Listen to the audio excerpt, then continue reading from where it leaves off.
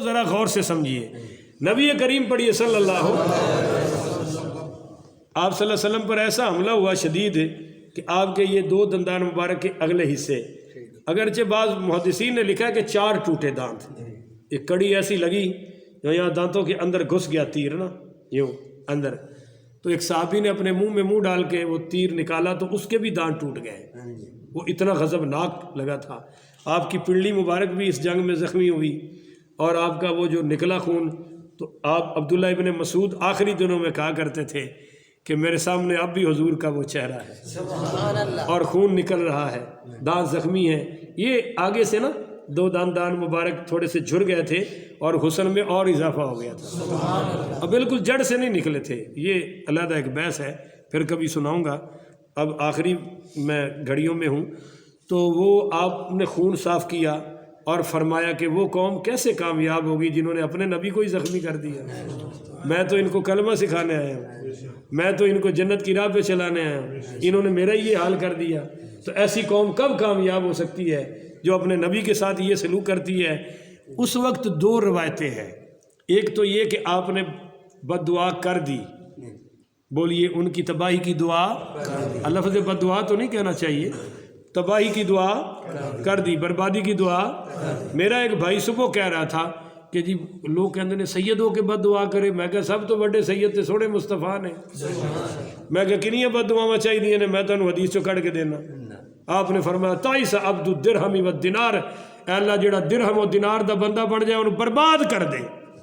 اور تسی پیچھے آیتہ کی سن کے آئے ہو، اللہ نے فرمایا اولئک علیہم لعنت اللہ والملائکۃ والناس اجمعین، انہاں یہودیاں تے اللہ دی بھی لعنت، فرشتیاں دی بھی لعنت اور ساری انسانیت دی۔ یہ دعا ہے یا بد دعا ہے؟ یہ دعا تو نہیں ہے نا، لہذا یہ جائز ہے بھائی۔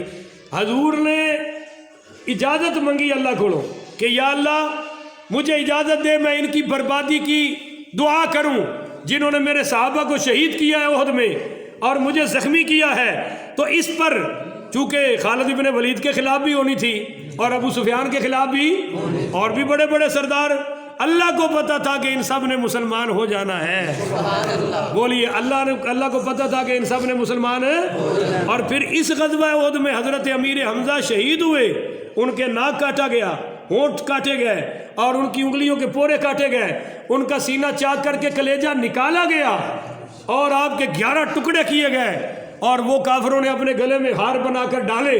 تو آپ کو اتنا غم ہوا کہ آپ کے روتے روتے سانس پہ سانس چڑھ گیا، اور جب آپ مدینہ میں تشریف واپس لائے اس وقت تک بین حرام نہیں تھا۔ یہ جو ماتم تھا، ماتم نہیں وین سمجھ دو نا، عورتیں جو آوازیں لگا لگا کے روتی ہیں، آج کل بھی کرتی ہیں، آپ سب کی فوتگیوں پر بھی ہوتا ہے ایسا، ہمارے بھی ہوتا ہے، سب کے ہوتا ہے، یہ اس وقت تک حرام ہے۔ تو جب آپ مدینہ میں داخل ہوئے تو خواتین اپنے اپنے شہداء پہ رو رہی تھی، تو آپ نے فرمایا ہائے کوئی میرے حمزہ پہ بھی روتی، کاش کو میرے حمزہ پہ بھی روتی۔ تو صحابہ نے پھر اپنی خواتین کو حضور کے گھر بھیجا کہ جاؤ بھئی یہ ادھر بھی رو کے آؤ کہ حضرت حمزہ شہید ہوئے ہیں۔ حضرت حمزہ کا بڑا صدمہ لیا، آپ نے فرمایا میں 100 کافر قتل کروں گا اپنے چچا کے بدلے میں۔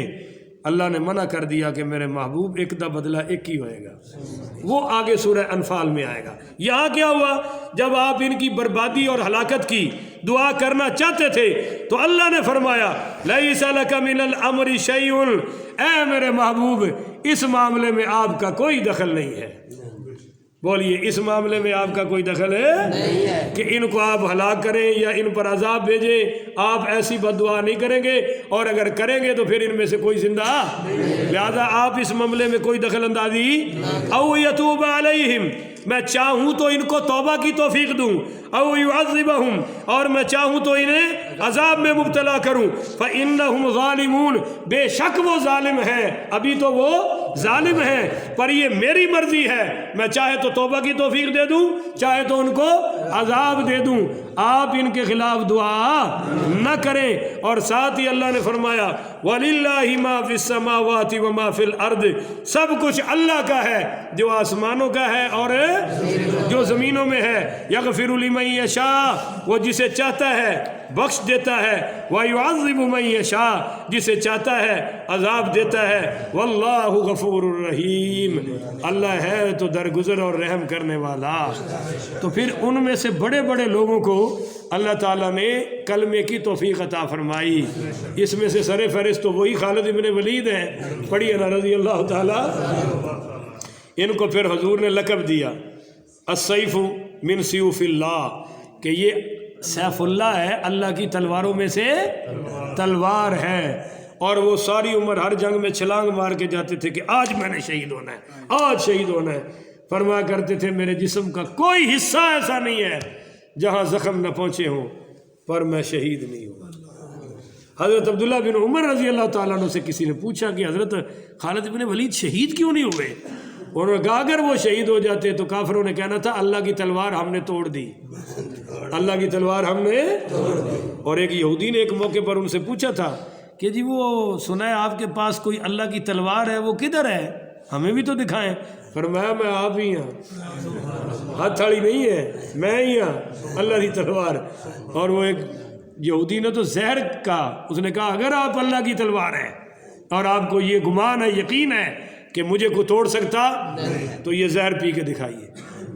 تو پڑھا بسم اللہ الذی لا یضر مع اسمہ شیء فی الارض ولا فی السماء وهو السمیع العلیم، پھونکا مارا اور پی گئے، اور کچھ بھی ہوا گولیے نا، کچھ بھی ہوا۔ ایک جنگ میں اس ساری فتح کا راز کیا ہے؟ ایک جنگ میں حضرت خالد ابن ولید آگے پہنچے تو اچانک ایک صحابی کو کہا یار میرے گھر جاؤ، میری ٹوپی گھر رہ گئی ہے، بولیے میری ٹوپی۔ اور ادھر سے ایک گھوڑ سوار جس نے نقاب کیا ہوا تھا وہ آیا اور اس نے آواز لگائی خالد ابن ولید کو، تو آپ نے فرمایا یہ تو میری بیوی ہے۔